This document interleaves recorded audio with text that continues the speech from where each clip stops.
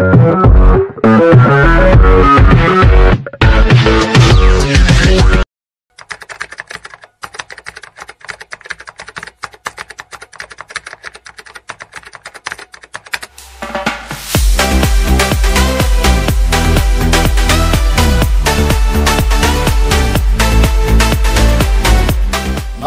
എല്ലാ കുട്ടികൾക്കും. Plus 1 improvement date അടുത്തടുത്ത് വരുന്ന 23 ദിവസം കൂടി മാത്രം. ഒരു ടെൻഷൻ വേണ്ട, നല്ല അടിപൊളിയായിട്ട് പഠിക്കാനുള്ള എല്ലാ സംവിധാനങ്ങളും നിങ്ങൾക്ക് ഫിസിക്സിന് വേണ്ടി ഞാൻ എല്ലാ സംവിധാനങ്ങളും ഒരുക്കി തന്നിട്ടുണ്ട്. എന്നെ കൊണ്ട് ചെയ്യാൻ പറ്റുന്ന മാക്സിമം ഒരു അധ്യാപകനെ സംബന്ധിച്ചിടത്തോളം ഒരു വർഷത്തെ ടോപ്പിക്ക് 3 മാസം കൊണ്ട് ചെയ്യിപ്പിച്ച് അതിന്റെ പ്രീവിയസ് ഇയർ ക്വസ്റ്റ്യൻ പേപ്പർ ചെയ്യിപ്പിച്ചു. അങ്ങനെ എല്ലാം നിങ്ങൾക്ക് ഞാൻ ചെയ്തു തരും. ഇപ്പൊ ഞാൻ പഠിപ്പിച്ചുകൊണ്ടിരിക്കുന്ന തെർമോഡൈനാമിക്സ് എന്ന് പറയുന്ന സെക്കൻഡ് ലാസ്റ്റ് ചാപ്റ്റർ ഇന്ന് കൊണ്ട് തീരുകയാണ്. അതിന്റെ കുറച്ച് ആപ്ലിക്കേഷൻ ക്വസ്റ്റ്യൻസ് ഒക്കെ നിങ്ങൾക്ക് ഞാൻ ചെയ്യിപ്പിച്ചു തരും. അത് കഴിഞ്ഞിട്ട് 2 ക്ലാസ് കൊണ്ട് തീരാവുന്ന ടോപ്പിക്കാണ് കൈനറ്റിക് തിയറി ഓഫ് ഗ്യാസസ്. നിങ്ങൾക്ക് അറിയാൻ ചെറിയൊരു ചാപ്റ്റർ ആണ്. അതുകൂടെ തീർന്നാൽ നമ്മുടെ പോർഷൻസ് കംപ്ലീറ്റ് ആണ്. എല്ലാ ചാപ്റ്ററും കംപ്ലീറ്റ് ആയി. പിന്നെ നമ്മൾ ചെയ്യുന്നത് പ്രീവിയസ് ഇയർ ക്വസ്റ്റ്യൻ പേപ്പേഴ്സ് കാണും. അതിന്റെ കൂട്ടത്തിൽ എക്സ്ട്രാ കുറെ ക്വസ്റ്റ്യൻസ് ചെയ്യിപ്പിക്കും. എല്ലാം ചെയ്യിപ്പിച്ച് നിങ്ങളെ പരീക്ഷയ്ക്ക് മുമ്പേ പറയില്ലേ, ഞാൻ ആദ്യം പറഞ്ഞ വാക്ക് ഞാൻ ഒരിക്കലും തെറ്റിക്കത്തില്ല. നിങ്ങൾ ആദ്യത്തെ എന്റെ വീഡിയോ എടുത്ത് നോക്കിയാൽ മതി. എല്ലാം ചെയ്യിപ്പിച്ച് നിങ്ങളെ പരീക്ഷയ്ക്ക് സജ്ജമാക്കി 60 മാർക്ക്, അതായത് നമ്മുടെ എക്സ്റ്റേണൽ 60 മാർക്ക് കിട്ടുന്ന രീതിയിൽ നിങ്ങളെ കൊണ്ടെത്തിക്കും. പക്ഷെ നിങ്ങൾ അതിനനുസരിച്ച് നന്നായിട്ട് കഷ്ടപ്പെടാൻ എന്റെ കുട്ടികൾ എല്ലാവരും തയ്യാറാകണം. ഉറപ്പായിട്ടും ഇപ്പോഴും ആദ്യത്തെ വീഡിയോ കണ്ടു തുടങ്ങിയിട്ടുള്ളവരൊക്കെ ഉണ്ട്. നിങ്ങൾ മാക്സിമം നിങ്ങൾ ഇപ്പം ചെയ്യേണ്ട ഒരു ഹെൽപ്പ് എന്ന് പറയുന്നത് നിങ്ങളുടെ കുട്ടികൾക്ക്, നിങ്ങളുടെ സുഹൃത്തുക്കൾക്ക്, നിങ്ങളുടെ സ്കൂളിലെ കുട്ടികൾക്ക് ഒരു ഈഗോയും കൂടാതെ നമ്മൾ ഷെയർ ചെയ്ത് കൊടുക്കുക എന്നുള്ളതാണ്. അത് ഉറപ്പായിട്ട് നിങ്ങൾ ചെയ്യുക.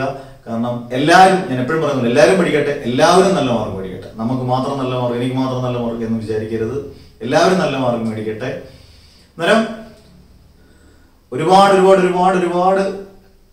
ക്ഷീണിച്ചാണ് ഞാനിപ്പോൾ ഓരോ ക്ലാസ്സുകളും എഴുതുന്നത്. യഥാർത്ഥത്തിൽ ക്ഷീണിച്ചെന്ന് പറയുന്നത് ഒരുപാട് ക്ലാസ്സുകളുള്ളതുകൊണ്ടാണ്. നിങ്ങളെ വർക്ക് ചെയ്യുന്നതിനെക്കാട്ടി കൂടുതൽ ഞാൻ യഥാർത്ഥത്തിൽ വർക്ക് ചെയ്യുന്നുണ്ട്. നിങ്ങൾക്ക് മനസ്സിലാക്കാൻ പറ്റുന്നേ ഉള്ളൂ.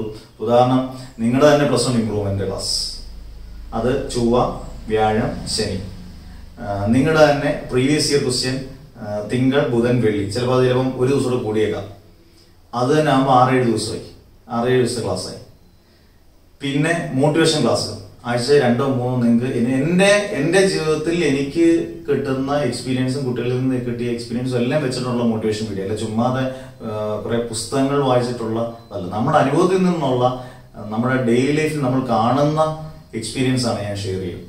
അതൊരിക്കലും ഒരു പുസ്തകത്തിൽ നിന്ന് ഞാൻ അടർത്തിയെടുത്തതൊന്നും അല്ല. അത് നിങ്ങൾക്ക് ഒരുപാട് ഉപകാരപ്പെടും. ഇനി അങ്ങോട്ടുള്ള ഓരോ മോട്ടിവേഷൻ വീഡിയോ ഇതെല്ലാം നിങ്ങൾക്ക് തരുന്നുണ്ട്. അതോടൊപ്പം എനിക്ക് ബാക്കിയുള്ള ക്ലാസ്സുകളുടെ എല്ലാ ക്ലാസ്സുകളും എടുക്കുകയാണ്.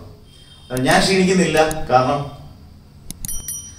മാക്സിമം വർക്ക് ചെയ്താൽ നിങ്ങളോടൊപ്പം നിങ്ങൾക്ക് നല്ല മാർക്ക് കിട്ടുമെന്നുള്ള ഉറപ്പാണ് എനിക്ക്. എന്നിട്ട് നിങ്ങൾ ഈ പറയുന്ന ഈ കമന്റുകളൊക്കെ ഞാൻ ഒരു കമന്റ് പോലും ഞാൻ ലൈക്ക് ചെയ്യാതെ, തിരിച്ച് കമന്റ് ചെയ്യുന്നില്ല, എല്ലാ കമന്റും പറ്റത്തില്ലായിരിക്കും. ലൈക്ക് ചെയ്ത പോലും ഞാൻ വിടുന്നില്ലെന്ന് എനിക്ക് തോന്നുന്നുണ്ട്. കാരണം സമയം എല്ലാത്തിനും ഞാൻ കണ്ടതും രാത്രിയിലാണെങ്കിലും എല്ലാം ഇവിടെ ക്വസ്റ്റ്യൻ പേപ്പർ അയക്കുന്നില്ലെല്ലാം.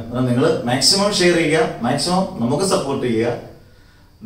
നിങ്ങളുടെ സപ്പോർട്ടാണ് എൻ്റെ ഏറ്റവും വലിയ സപ്പോർട്ട്. വേറൊരു സപ്പോർട്ടും ഇല്ലല്ലോ. നിങ്ങളുടെ സപ്പോർട്ടാണ് ഏറ്റവും വലിയ സപ്പോർട്ട്. അന്നേരം നമുക്ക് ഇന്ന് അധികം സമയം നമ്മൾ കളയുന്നേ ഇല്ല. ഇന്ന് നമ്മൾ തെർമോഡൈനാമിക്സ് എന്ന് പറയുന്ന ചാപ്റ്ററിന്റെ റെഫ്രിജറേറ്റർ എന്ന് പറയുന്നത് കാർനോട്ട് സൈക്കിൾ കഴിഞ്ഞ ദിവസം നമ്മൾ പഠിച്ചു. റെഫ്രിജറേറ്റർ പഠിക്കണം. ഒരു ചെറിയ ടോപ്പിക്, കോഎഫിഷ്യന്റ് ഓഫ് പെർഫോമൻസ്, അതൊക്കെ ചെറിയ ടോപ്പിക്കാണ്. അതൊക്കെ കൊണ്ട് നമ്മുടെ തീർന്നിട്ട് അതിനകത്ത് കുറച്ച് ആപ്ലിക്കേഷൻ ക്വസ്റ്റ്യൻസ് കൂടെ നമുക്ക് ഇതിനകത്ത് ഇൻക്ലൂഡ് ചെയ്തിട്ടുണ്ട് ഞാൻ.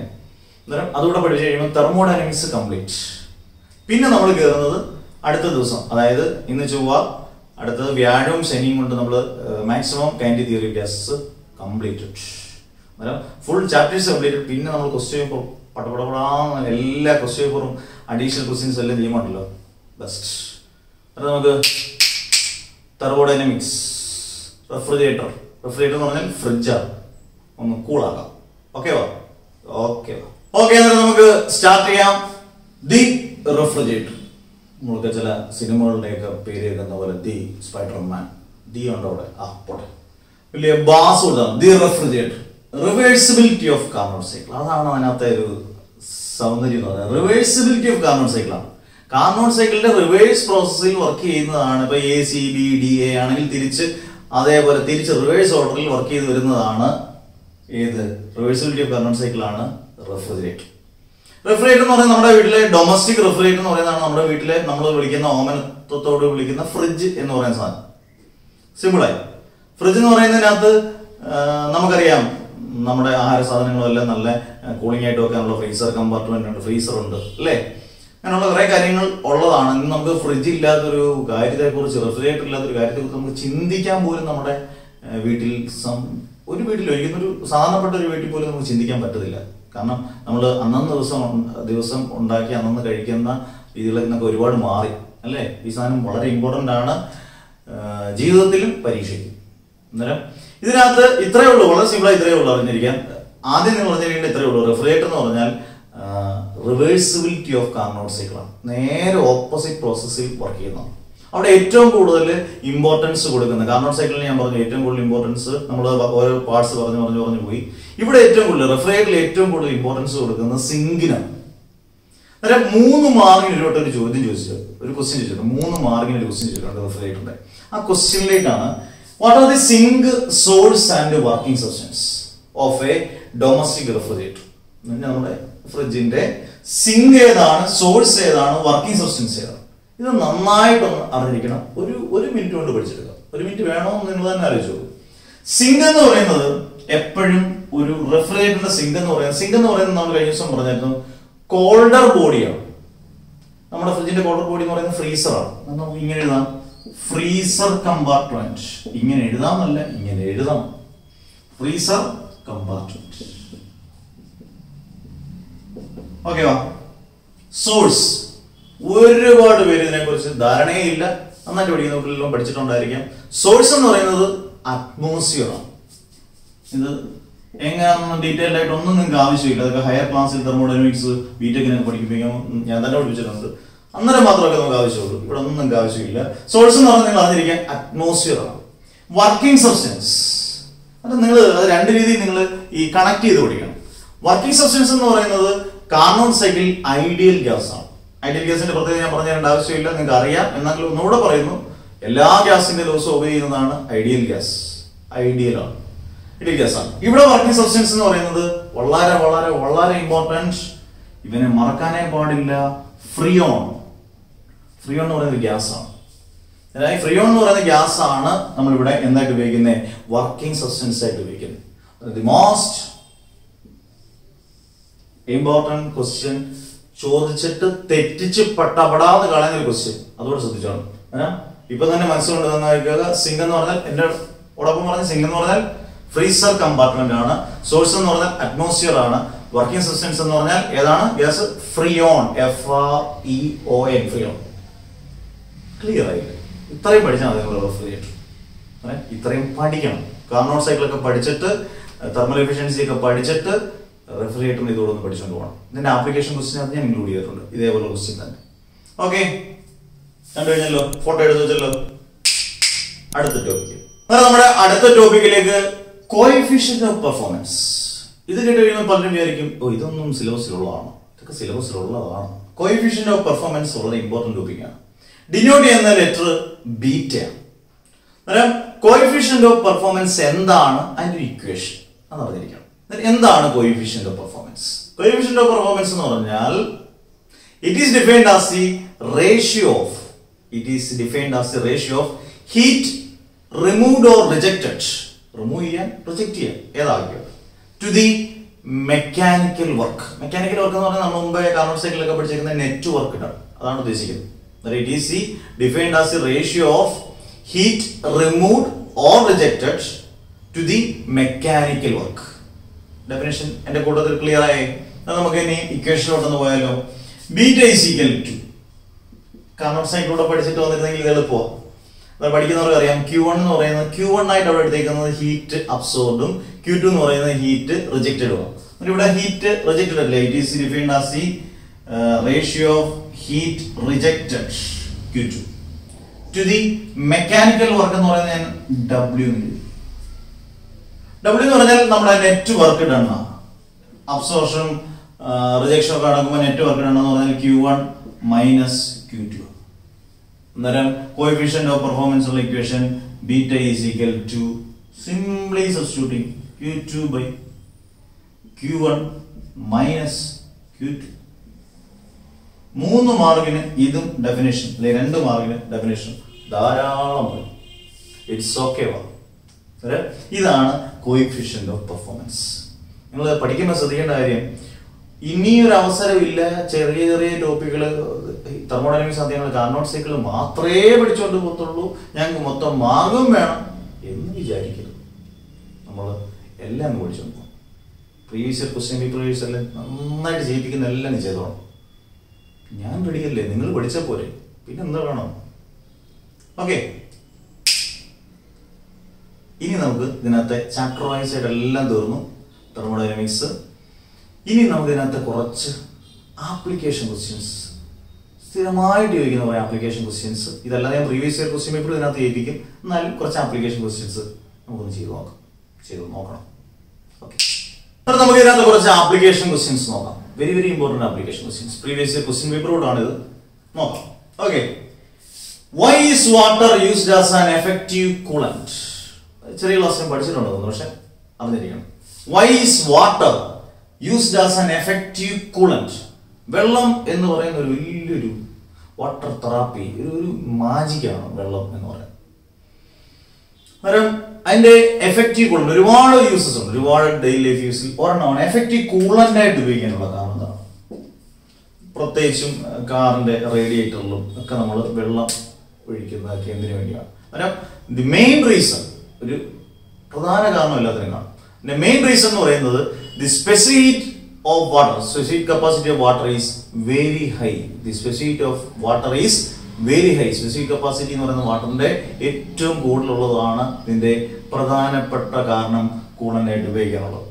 ഇനി നിങ്ങൾക്ക് അറിയാം, ഇപ്പൊ റേഡിയേറ്ററിനകത്ത് നല്ല ചൂടുള്ള സമയത്ത് അല്ലെങ്കിൽ ചുട്ടുപഴുത്തൊക്കെ നിൽക്കുന്ന സമയത്ത് നമ്മൾ വെള്ളം കൊണ്ട് ഒഴിക്കുമ്പോഴത്തേക്ക് നമുക്ക് തണുക്കും. അതിനുള്ള കാരണം എന്താ? It absorbs, water absorbs heat from the radiator. അന്നേരം ഈ ഹീറ്റ് എല്ലാം എന്ത് ചെയ്യും? അബ്സോർബ് ചെയ്യും, എന്നിട്ട് അതങ്ങ് കൂളാകും. എന്ത് അമൂല്യമായ സാധനമാണ് വെള്ളം അല്ലെങ്കിൽ ജലം എന്ന് പറയുന്നത്. ജലം പാഴാക്കരുത് എന്ന് പറയുന്നതിന്റെ എല്ലാം പ്രത്യേകത എന്തൊക്കെ കാര്യങ്ങൾ വേണ്ടി ഉപയോഗിക്കാം.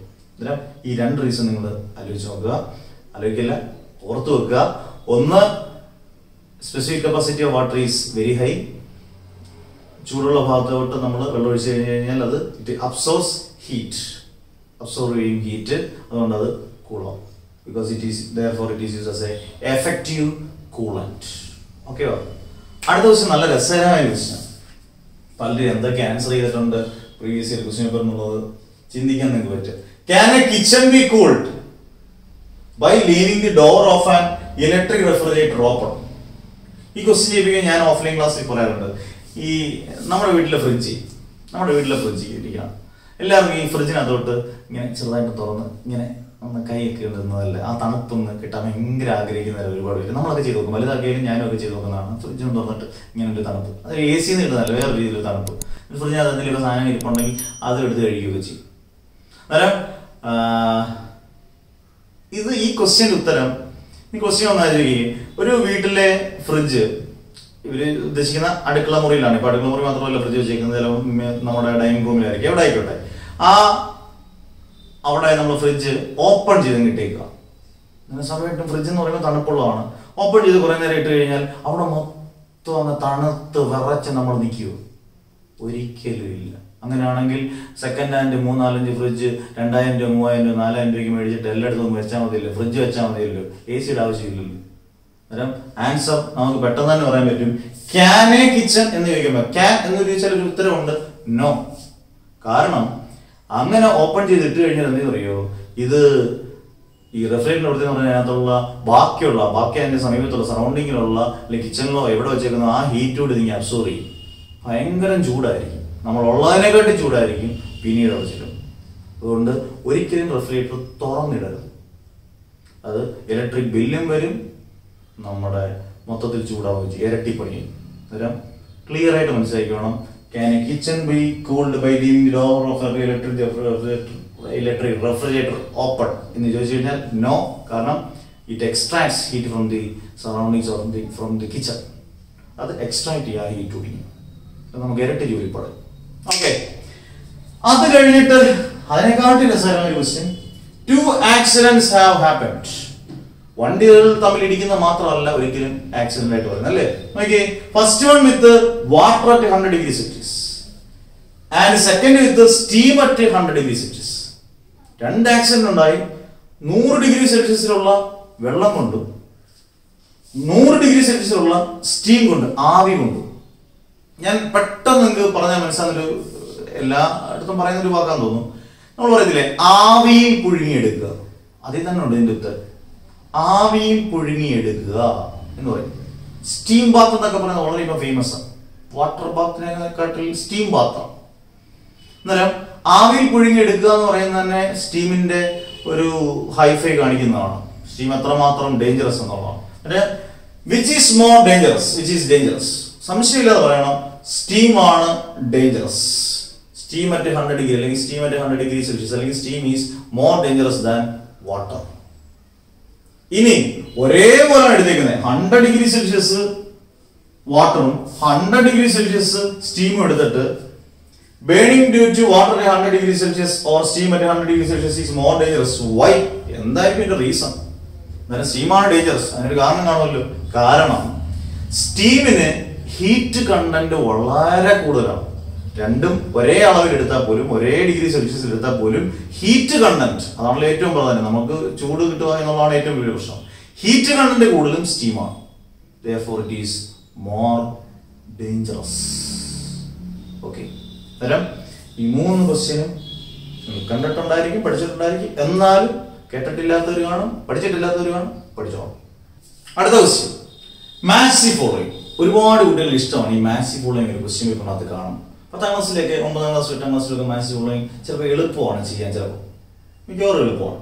+1 +2 മാത്സ് ഫോളോയിങ് നിങ്ങളെ കൊനസ്റ്റ് പിടിപ്പിച്ച് മാർക്ക് എങ്ങനെ കളയണം എന്നുള്ള രീതിയിലാണ് ക്വസ്റ്റ്യൻ എഴുതുന്നത്. അന്നേരം നമ്മളത് എങ്ങനെ ചെയ്യണം എന്നല്ല വൃത്തിയായിട്ടൊരു തയ്യാറാക്കി വെക്കണം മൈൻഡ്. കാരണം അത്ര എളുപ്പമായിരിക്കത്തില്ല. ചിലപ്പം ഇതിനകത്ത് ഇപ്പം A, B ഉണ്ട്. എയിൽ 4 ചോയ്സ്, ബിയിൽ 4 ചോയ്സ്, അങ്ങനെയൊക്കെ ഉണ്ടെങ്കിൽ വലിയ കുഴപ്പമില്ല. ചിലയിടത്ത് എയിൽ 4 ചോയ്സ്, ബിയിൽ 5-6 ചോയ്സ് ഒക്കെ തരും. അന്നൊരു കൺഫ്യൂസിങ് ആണ്. ഈ മാത്സ് ഫോളോയിങ് കിട്ടുമ്പോൾ കുറെ കാര്യങ്ങൾ ശ്രദ്ധിക്കാനുണ്ട്. അതിനുവേണ്ടിയാണ് ഈ ക്വസ്റ്റ്യൻ ചെയ്യിപ്പിക്കുന്നത്. ഇപ്പം A, B ഇവിടെ 2 കോളം വരച്ചിട്ടുണ്ട്. ഓക്കെ, എയിൽ എന്തൊക്കെയാണ് എഴുതിയിരിക്കുന്നത്? Work done by a gas, first law of thermodynamics, second law of thermodynamics, efficiency. ബിയിൽ എന്തൊക്കെയാണ്? Heat and work interchanged, 1 - Q2 by Q1, P delta V, delta Q is equal to delta U plus P into delta V. ഇതിനകത്ത് ശ്രദ്ധിക്കേണ്ട കാര്യങ്ങൾ വളരെ skip ചെയ്ത് ശ്രദ്ധിച്ച് കേൾക്കണം. ചിലർ ചെയ്യുന്ന അബദ്ധങ്ങളോട് ഇതിനകത്ത് ഞാൻ കാണിച്ചു തരാം. ഇപ്പൊ നമ്മൾ ചെയ്യേണ്ട ഇങ്ങനെ ഇതൊരു മാത്സ് ഫോളോയിങ് കിട്ടിയാൽ ചിലർ ആദ്യം കാണുമ്പോൾ 4 എണ്ണം നമുക്കറിയത്തില്ല. ചിലപ്പോൾ 4 മാർക്കൊക്കെ ആയിരിക്കും, അല്ലെങ്കിൽ 3 മാർക്കൊക്കെ ആയിരിക്കും. ഇങ്ങനെയുള്ള 4 മാർക്കൊക്കെ ആയിരിക്കും. അല്ലെങ്കിൽ 4 മാർക്ക് ഉറപ്പിക്കണം നമ്മൾ. ഇത് കളയരുത്, ഒറ്റ മാർക്ക് പോലും കളയരുത്. അതായത് നമുക്ക് നന്നായിട്ട് അത്യാവശ്യം വായിച്ച് പഠിച്ചിട്ടുള്ളവർക്ക് ഇത് എളുപ്പമായിരിക്കും, പക്ഷെ കൺഫ്യൂസിങ് ആയിട്ടായിരിക്കും. അപ്പം work done by a gas, എന്നിട്ട് നമ്മൾ ഇതിനകത്ത് നോക്കുകയാണ് work done by a gas. 1 or 2 option നമുക്ക് തോന്നുന്നുണ്ട്. വർക്ക് എന്ന് പറയുന്നത് എപ്പോഴും P into delta V ആണ്. അന്നേരം ഇതാണ് അതിൻ്റെ ഉത്തരം അല്ലേ? ഇതാണ് അതിൻ്റെ ഉത്തരം. ഞാൻ ഇതിനകത്തെ രസകരമായ കാര്യങ്ങളൊക്കെ പറയാം. ഇതാണ് ഉത്തരം. അന്നേരം 1 ഉത്തരം work done by a gas P into delta V. അന്നേരം ഒരെണ്ണം നമുക്ക് അറിയാവുന്നത് ആദ്യം അങ്ങ് എഴുതുക. ഈ 4 എണ്ണത്തിന് അറിയാവുന്നത് ഏതാണോ, നിങ്ങൾക്ക് അറിയാവുന്ന ഏതാണോ അത് ആദ്യം എഴുതുക. എഴുതേണ്ട രീതിയാണ് ഞാൻ പറഞ്ഞു തരാൻ പോകുന്നത്. അടുത്ത first law of thermodynamics. First law of thermodynamics എന്ന് പറയുമ്പോൾ delta Q is equal to delta U plus P into delta. Okay, രണ്ടാമത്തെ ഉത്തരവ്. 2 ഉത്തരവ്. ഇനി 2 ചോയ്സ് ഇല്ല, ഓഡീഷനകത്ത് കൊണ്ടുവന്ന ഈ 2 എണ്ണം പോയി. ഇനി 2 എണ്ണേ ഉള്ളൂ. Second law of thermodynamics efficiency. Efficiency ഉറപ്പാണ് 1 - Q2 by Q1. 4ാമത്തെ ഉത്തരവ്. പിന്നെ second law of thermodynamics heat and work interchange. ഇത് 4 നന്നായിട്ട് അറിയാവുന്ന കുട്ടികൾ കാണും. ഒന്നുകൂടെ ഉത്തരം പറയാം. വർക്ക് ഡൺ ബൈ ഗ്യാസിന് P delta V. First law of thermodynamics delta Q is equal to delta U plus P delta V. Second law thermodynamics heat and work interchange. Efficiency 1 - Q2 by Q1. ഇനി ഇതിന്റെ രസകരമായ കാര്യങ്ങൾ പറയാം. ചിലർ എഴുതുന്നത് work done by gas, ചിലർ ഇങ്ങനെ എഴുതും 1. ഫസ്റ്റ് ലോ തെർമോഡൈനാമിക്സ് 2 എഴുതുന്ന ആൻസർ ഷീറ്റിൽ എഴുതുന്ന കാര്യം. Second law thermodynamics 3. രസമുണ്ടല്ലേ? എഫിഷ്യൻസി പിടിച്ചു 4. ഇങ്ങനെ അങ്ങ് വായിച്ചു. ഇങ്ങനെ എഴുതുന്ന ഒരു മെത്തേഡ് അല്ല, അതൊരു കൺഫ്യൂസിങ് ആണ് ടീച്ചർമാർക്ക്. 1 2 3 4 ഇങ്ങനെ എഴുതണ്ട. ഒരു മെത്തേഡ് ഈ രീതി വേണ്ട, ഓർമ്മ, ഈ രീതി വേണ്ട. രണ്ടാമത് ഭയങ്കര ഒരു മെത്തേഡ് ഉണ്ട് ചിലർ, ഈ വെട്ടിക്കളിക്കാൻ അങ്ങോട്ടും ഇങ്ങോട്ടും നമ്മള് 0 വെട്ട കളിക്കുന്ന വെട്ടിക്കളിക്കാൻ ഇഷ്ടപ്പെടുന്ന ഒരു രീതി ചെയ്യുന്നതാണ്. Work done by a gas. Okay, ഇവനെ ഇങ്ങോട്ടും കൊണ്ടുവരും. ഫസ്റ്റ് ലേ തെർമോഡൈനാമിക്സ്. ഓക്കെ, അവൻ ഇങ്ങോട്ടേക്ക് പോരട്ടെ. സെക്കൻഡ് ലേ തെർമോഡൈനാമിക്സ്, ഇവൻ ഇങ്ങോട്ടേക്ക് പോരട്ടെ. എഫിഷ്യൻസി, ഇവൻ ഇങ്ങോട്ടേക്ക് പോരട്ടെ. ഇതെങ്ങനെയുണ്ട്? ഇത് സംഭവിക്കുന്നത് എന്താ അറിയോ? ടീച്ചർമാര് മൊത്തത്തിലങ്ങ് വെട്ടിക്കളി. നമ്മളെന്തായാലും വെട്ടിക്കളിച്ച് അവർ മൊത്തത്തിലങ്ങ് വെട്ടിക്കളി. കാരണം ഇതൊക്കെ കാണുന്ന ടീച്ചർമാരെ സംബന്ധിച്ചിടത്തോളം ഒരു തലർക്കം ഫീൽ ചെയ്യും, മൊത്തത്തിൽ ബോധം പോകും. അന്നേരം നിങ്ങൾ എഴുതേണ്ട രീതി എങ്ങനെയാണ്, അന്നേരം നമ്മൾ എങ്ങനെയാ സാറേ എഴുതേണ്ടത് എന്ന് ചോദിക്കുമ്പോൾ നിങ്ങൾക്ക് അതിനുള്ള ഉത്തരം വർക്ക് ഡൺ ബൈ എ ഗ്യാസിന്റെ നേരെ answers work done by a ഗ്യാസിന്റെ നേരെ അതിന് ഉത്തരം എഴുതുക P × delta V. First law തെർമോഡൈനാമിക്സിന് നേരെ ഉത്തരം എഴുതുക delta Q = delta U + P delta V. അടുത്ത ഇതായിട്ട് എഴുതണം. സെക്കൻഡ് ലേ തെർമോഡൈനാമിക്സിന് നേരെ heat and work interchange. Efficiency 1 - Q2/Q1. എന്ത് രസമായിട്ട് ആൻസർ എഴുതും. അങ്ങനെ വേണം ആൻസർ ചെയ്യാൻ. ഇതൊരുമാതിരി നമ്മൾ ഈ ചില അധ്യാപകരെ നമ്മളെ കൺഫ്യൂസ് ആക്കാൻ പകരം കൺഫ്യൂസിങ് ആക്കാൻ നമ്മൾ നോക്കിയാൽ നമുക്കേ പണി കിട്ടത്തുള്ളൂ, തിരിച്ചു വരത്തില്ല. അന്നേരം ഈ രണ്ട് മെത്തേഡും ഫോളോ ചെയ്യാതെ ഞാൻ ലാസ്റ്റിൽ മെത്തേഡ് പറഞ്ഞ മെത്തേഡ് ഫോളോ ചെയ്യണം, മാത്സ് ഫോളോ ചെയ്യും. ഇതിനു വേണ്ടി തന്നെയാണ് ഈ ഒരു ക്വസ്റ്റ്യൻ ഇട്ടത്. ഓക്കെ ഓക്കെ അടുത്ത ഒരു ക്വസ്റ്റ്യൻ, ചിന്ന ക്വസ്റ്റ്യൻ. ഓക്കെ അത് നമുക്ക് ഈ ഒരു ക്വസ്റ്റ്യനോട് നമുക്ക് ചെയ്ത് തെർമോഡൈനാമിക്സ് അങ്ങ് ഫിനിഷ് ചെയ്യാം. പിന്നെ നമുക്ക് ഇതിന്റെ ഡീറ്റെയിൽഡ് ആയിട്ട് ക്വസ്റ്റ്യൻ പേപ്പർ ചെയ്യാം. ഇത് പ്രീവിയസ് ക്വസ്റ്റ്യൻ പേപ്പർ തന്നെ. A gas is made up of hydrogen and oxygen molecules. Which molecules move faster? Find the ratio of hydrogen and oxygen molecules. A gas is made up of hydrogen and oxygen molecules. Which molecules move faster? Find the ratio of hydrogen and oxygen molecules. ഇതിന് daily ലൈഫിൽ ഉദാഹരണം നമുക്ക് പറയാം. പെട്ടെന്ന് നമ്മൾ ഈ question കിട്ടുമ്പോൾ ഇതൊന്നും ആലോചിക്കില്ല. അതുകൊണ്ടാണ് നമ്മൾ പറഞ്ഞത് ഇതാണ് പ്രാക്ടീസ് മേക്സ് മാൻ പെർഫെക്റ്റ് എന്ന് പറയാനുള്ള കാരണം. പ്രാക്ടീസ് ചെയ്ത് നോക്കണം ആപ്ലിക്കേഷൻ ക്വസ്റ്റ്യൻസ് എല്ലാം. ഓക്കെ, ഒരു ഉദാഹരണം, നമ്മൾ ഉത്സവ പറമ്പുകളിൽ ഇങ്ങനെ ബലൂണൊക്കെ എന്ത് വെറൈറ്റി ആയിട്ട് ബലൂൺ ഇങ്ങനെ പറന്ന് പോകുന്നത് നമ്മളിങ്ങനെ പിള്ളേരെ കണ്ടിട്ടില്ലേ, കൈ ഇങ്ങനെ അങ്ങോട്ട് പിടിച്ച് പെട്ടെന്ന് അങ്ങ് പറന്നു പോയി, പെട്ടെന്ന് അയ്യോ ഇതാണ്ട് പോയി, നമുക്ക് ഇഷ്ടമാണ് അതുകൊണ്ട് പോകും നമ്മളിങ്ങനെ പറയും, അതുകൊണ്ട് പോയി മരത്തിന്റെ ഇതിലിരിക്കുന്നു, ചിലപ്പോൾ അതങ്ങ് ഭയങ്കര ഉയർത്തി പറക്കുന്നു. അന്നേരം ഇത് സ്ഥിരം കാഴ്ചയാണ്. നമ്മൾ പറയുന്ന ഒരു ഹൈഡ്രജൻ ബലൂണാണ്. ഓക്സിജൻ ബലൂൺ പോകുന്നേ നമ്മൾ പറയാറില്ല, ഹൈഡ്രജൻ ബലൂണാണ്. അവിടെ തന്നെ എന്റെ ഉത്തരവുണ്ട്. A gas is made up of hydrogen and oxygen molecules. Which molecules move faster? Hydrogen molecules. Hydrogen molecules move faster. That's 1 mark question. Then find the ratio of hydrogen and oxygen molecules. ഞാനൊരു എന്റെ രീതിയിലൊരു explanation പറയാം. നമുക്ക് മൊമെന്റത്തിനുള്ള equation കിട്ടില്ലേ, P = mv. അതിൽ നിന്ന് m = p/v ഇങ്ങനെ എഴുതാമല്ലോ. m = p/v എന്ന് പറഞ്ഞാൽ m is proportional to inversely proportional to velocity എന്ന് പറഞ്ഞാൽ മാസ് കുറഞ്ഞാൽ നമുക്കറിയാം ഹൈഡ്രജനും ഓക്സിജനും എടുത്താൽ നമുക്ക് അതിന്റെ റേഷ്യോ എടുത്താൽ 1:16 ആണ്. 1 ആണ് ഹൈഡ്രജന്റെ, 16 ആണ് ഓക്സിജന്റെ, അല്ലേ? അന്നേരം മാസ് കുറഞ്ഞാൽ ഇൻവേഴ്സ്ലി പ്രൊപ്പോർഷണൽ വെലോസിറ്റി കൂടും.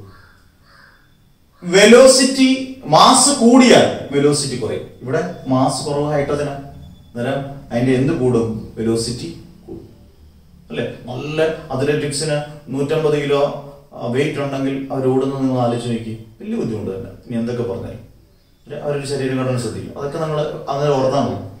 അന്നേരം മാസ് കുറഞ്ഞാൽ വെലോസിറ്റി കൂടും, മാസ് കൂടിയാൽ വെലോസിറ്റി കുറയും. ഈ റേഷ്യോയുടെ നിങ്ങൾ ഓർത്തിരിക്കും. സിംപിളി ഇത് 2 മാർക്ക് ക്വസ്റ്റ്യൻ. അന്നേരം ഇന്നത്തെ ക്ലാസ് ഇഷ്ടപ്പെട്ടു എന്ന് ഉറപ്പായിട്ടും, നമുക്ക് തെർമോഡൈനാമിക്സ് ഇഷ്ടപ്പെട്ട് കാണും എന്ന് ഉറപ്പായിട്ടും വിശ്വസിക്കുന്നു. നല്ല സിമ്പിൾ ആയിട്ട് നമ്മൾ പറഞ്ഞു തന്നു. ഇനി പ്രീവിയസ് ഇയർ ക്വസ്റ്റ്യൻ പേപ്പർ ഇതിനകത്ത് നമുക്ക് ചെയ്യണം. നിങ്ങൾ അതിനകത്തൊന്നും ടെൻഷൻ അടിക്കേണ്ട വേണ്ട. ചിലപ്പോൾ 1 or 2 വീഡിയോസ് ഒക്കെ ആയിട്ട് പ്രീവിയസ് ഇയർ ക്വസ്റ്റ്യൻ പേപ്പർ ഒരു ചാപ്റ്ററിന്റെ ചിലപ്പോൾ പറയുന്നത്. കാരണം വേറെ ഒന്നും അല്ല, നിങ്ങൾക്ക് മാക്സിമം ക്വസ്റ്റ്യൻ ചെയ്യാൻ വേണ്ടി ഞാൻ പറഞ്ഞല്ലോ എപ്പോഴും 3 ക്വസ്റ്റ്യൻ 2 ക്വസ്റ്റ്യൻ ചെയ്യാൻ എനിക്ക് എളുപ്പമതല്ലേ, 2 ക്വസ്റ്റ്യൻ ചെയ്തിട്ട് അണ്ട് ഇത് മാത്രം പഠിച്ചുകൊണ്ട് പോയിട്ട് നിങ്ങൾ ബാക്കി നോക്കിക്കോളൂ എന്ന് പറയാൻ എനിക്ക് താല്പര്യമില്ല. കാരണം നിങ്ങൾക്ക് മാക്സിമം മാർക്ക് മേടിക്കാൻ. നമ്മുടെ ടാഗിലെ ഒന്നുകൂടെ ഓർമ്മിച്ചുകൊണ്ടിരുന്നു, maximum hard work is equal to maximum mark. അതേ നടക്കും. ഒരിക്കലും എളുപ്പമാർഗം സ്വീകരിക്കരുത്.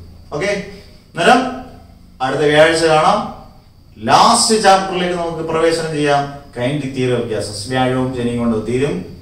Okay, bye bye, see you. Okay, വാ.